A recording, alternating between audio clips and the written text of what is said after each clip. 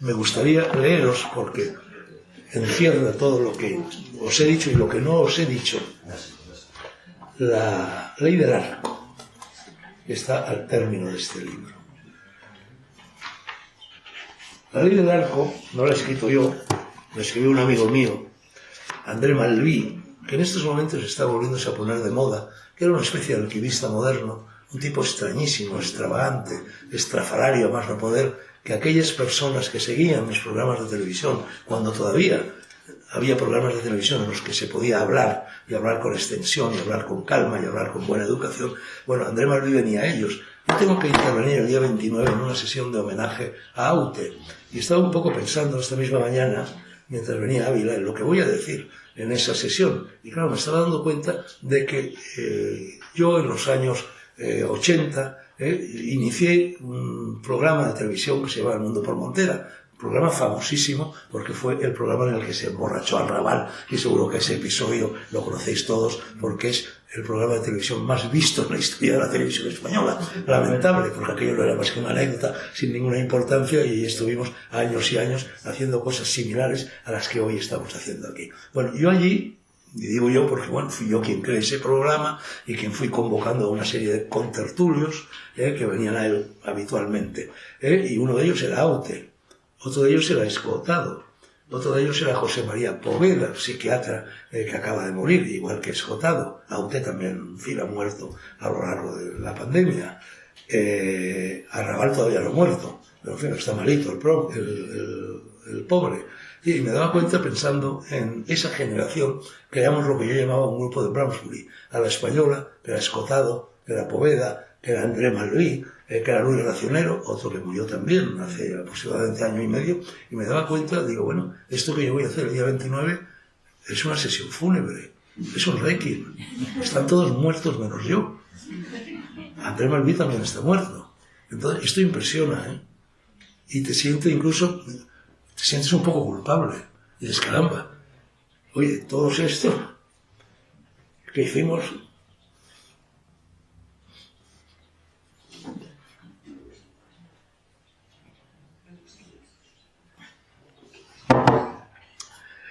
que hicimos tanto recorrido juntos, que hicimos tantas cosas juntas, todos han muerto menos yo. Mi agenda de teléfonos, porque yo todavía tengo una agenda de las viejas, escrita a mano, se ha convertido en una especie de cementerio lleno de sepulcros blanqueados, porque cojo Tipex, el mismo Tipex que utilizaba cuando escribía a máquina en tiempos gloriosos. Ahí estará mi hija Yanta, que sabe lo que... bueno...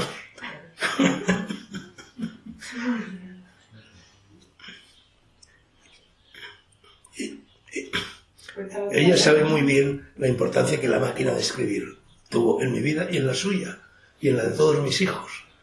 La de los hijos que nacieron cuando todavía había máquinas de escribir. El último no ha nacido ya con máquinas de escribir. Entonces, para ellos, yo me pasaba noches enteras escribiendo, y días enteros escribiendo. Porque hoy le leía precisamente a Yanta una frase del libro de Jorge Freire, que dice, si no escribes todos los días, no escribas. Un escritor tiene que escribir todos los días. Yo escribía todos los días y escribía a máquina. Y entonces ella echó los dientes como escritora, y ahora es escritora. Porque cuando tenía 5, 6, 7, 8 años, las noches en las que yo me pasaba enterito con dexedrinas, anfetaminas, escribiendo toda la noche, ella se venía a la habitación donde yo escribía, arrastrando un saco de dormir, y se echaba en el suelo.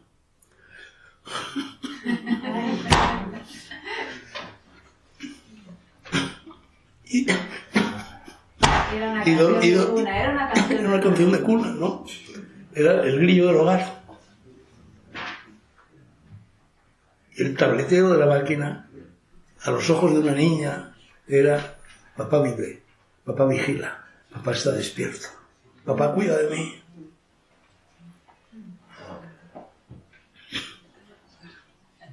El otro día leí una cosa curiosa, por cierto, a Yanta. Un niño que se dirigió a su padre que escribía a máquina, su padre era escritor, no recuerdo cuál, lo leí en uno de los tantos libros que leo todos los días, y que le preguntó una cosa sorprendente.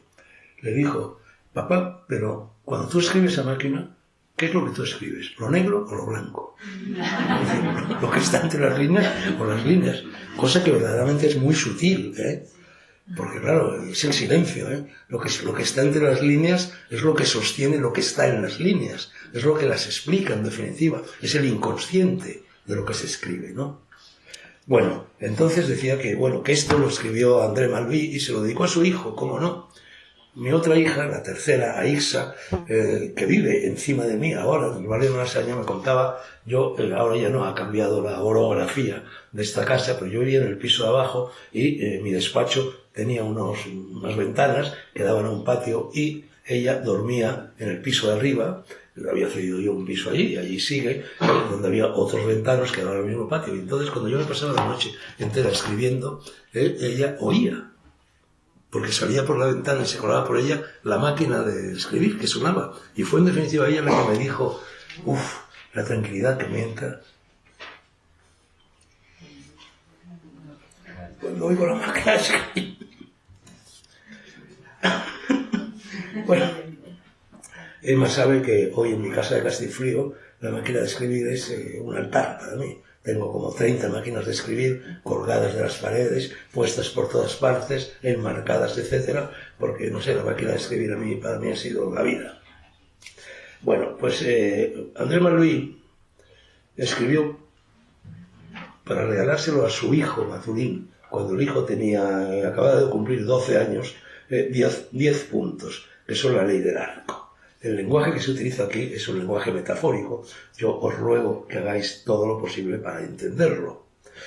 Hay un libro famosísimo que se llama Tiro al arco con el Zen. Efectivamente, uno de los ejercicios habituales de iluminación que utilizan los monjes Zen, los monjes budistas, es tirar al arco. Yo eso lo he visto. Lo he visto en un templo de Kioto, donde todavía los monjes Zen tiran al arco. Y es sorprendente. Este libro fue un libro muy popular en los años 60, 70, 80, en fin, cuando el mundo descubrió todo eso que se llamó Nueva Era y recuperó Oriente y la meditación y todas estas cosas. Entonces, en los monjes Zen, cuando yo vi no es un espectáculo, era algo que ellos hacían para meditar, para iluminarse, era una forma de meditación. Entonces había unos blancos muy grandes, situados muy lejos, yo que sé, a 50 metros o algo así, instalados encima de una especie de borriqueta, una especie de caballete. Y los monjes Zen le salían por allí, en fin, vestidos vestidos como van vestidos los monjes, ¿no? Con opalandas, ¿no? Entonces traían unos arcos muy primitivos.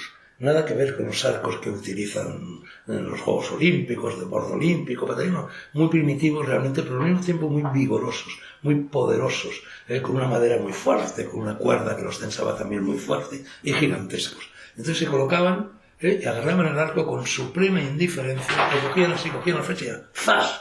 Y siempre colocaban la flecha en el centro del blanco. ¿Por qué? Porque les daba igual colocarla o no colocarla. No lo hacían por competir, no lo hacían por exhibirse, no lo hacían para ser medalla de oro, de plata o de bronce en ningún tipo de competición. Lo hacían como un acto puro, el carpe diem. No buscaban ningún propósito, no deseaban nada. El deseo nubla, el deseo es el enemigo de la sabiduría. Si deseas mucho una cosa, no la conseguirás nunca. Se consigue el éxito, eso que tanta gente ansía, es algo que se consigue si no lo deseas. Si lo deseas, no lo consigues. Yo incluso tengo un buen ejemplo de ello en mi propia vida como escritor. Yo conseguí el éxito como escritor, no porque lo buscase, nunca lo busqué, con mi primer libro, que era un tochazo de 4 volúmenes, cargado de erudición, escrito con un lenguaje, en fin, muy barroco, muy castigado, muy recargado, en fin, difícil en definitiva de entender. Había que leerlo para entenderlo todo con un diccionario, pero yo también lo escribí con un diccionario. Era normal que el lector necesitara un diccionario, que es crear Mauricio Vidis, una historia mágica de España. Yo era un escritor completamente desconocido. Yo estuve 8 años trabajando en ese libro a fondo perdido. Nunca pensé que fuera a tener éxito. Nunca pensé ni siquiera que fuera a publicarse. ¿Quién iba a publicar 4 volúmenes de un tema tan raro, escrito, en fin, de una forma tan erudita, tan complicada, con tanto dato. Nadie lo publicaría, no lo hice por eso. Sin embargo, aquel libro, milagrosamente, por secretos vericuetos, se publicó en una pequeña editorial y es hoy, 40 y tantos años después, el único libro que se sigue vendiendo en las librerías cuando ahora desaparecen los libros de las librerías en cosa de 15 días. Y efectivamente, por desgracia, todo hay que decirlo, tuve éxito. Me convertí, bueno, en el escritor de moda y de ahí procede lo peor que a mí me ha pasado en la vida, que es el éxito. Yo os aconsejo, no busquéis nunca el éxito. No busquéis nunca el éxito, en primer lugar porque no lo conseguiréis si lo deseáis. Así que no lo deseéis, pero no solo por eso, sino porque el éxito es una enfermedad letal. Yo no puedo salir a la calle. Emma también es testigo de ello, porque se me acerca todo el mundo, porque todo el mundo me conoce. A mí, que soy un discípulo de Epicuro, cuando Epicuro cifraba la felicidad en vivir oculto, y solo es feliz el hombre que vive oculto. Yo que toda mi vida he querido vivir oculto. Uno de los caminos, por cierto, para saber quién eres es la invisibilidad. He dicho antes soledad, he dicho antes silencio, he añadido invisibilidad. Los niños es muy frecuente, y yo desde luego lo hacía, que juegan, que se esconden para hacerse invisibles, porque en ese momento son ellos mismos, en esos momentos están a solas con ellos mismos, en esos momentos es cuando aprenden a conocerse. Yo recuerdo que yo de niño me escondía en las camillas, entonces siempre había una camilla en una casa. Ahora van a volver, por cierto, debido a la falta de gas. Este verano prepararos todos porque vais a tener camilla y otra vez brasero con fisco y todas estas cosas. Pero bueno, yo nací en un mundo así, entonces me encantaba meterme debajo de las faldas de la camilla o en un habitáculo que había en una librería, que había en el salón de la casa de mis padres, pequeñito, yo era muy pequeñito y cabía, me metía allí y me tiraba horas y horas. Y me tiraba horas y horas, y cuando de repente aparecía mi madre, en fin, o la criada, o algo, ¿pero qué haces ahí? Nada, no sé cuánto, sal. Yo decía, no, dejadme en paz porque estoy aquí con Jai, les decía. Jai era algo que también suelen hacer los niños, era un amigo invisible, era un amigo inexistente, era un amigo que en mi fantasía de entonces vivía debajo de mi lengua. Y yo me pasaba, y yo les decía, no, dejadme en paz que estoy jugando con Jai. Y efectivamente estaba jugando con Jai. Jai era mi inconsciente. Jai era Oisinoid, Jai era mi ángel de la guarda. Bueno, pues entonces todos tenemos trucos, mucha gente tiene trucos para conciliar el sueño cuando apoya la cabeza en la almohada, que a veces tarda en llegar el sueño. Yo siempre he tenido dos fantasías para dormirme. Una, que soy invisible. Fantasía muy común que muchísima gente tiene y que no es más que el impulso de autoconocimiento el que se manifieste así.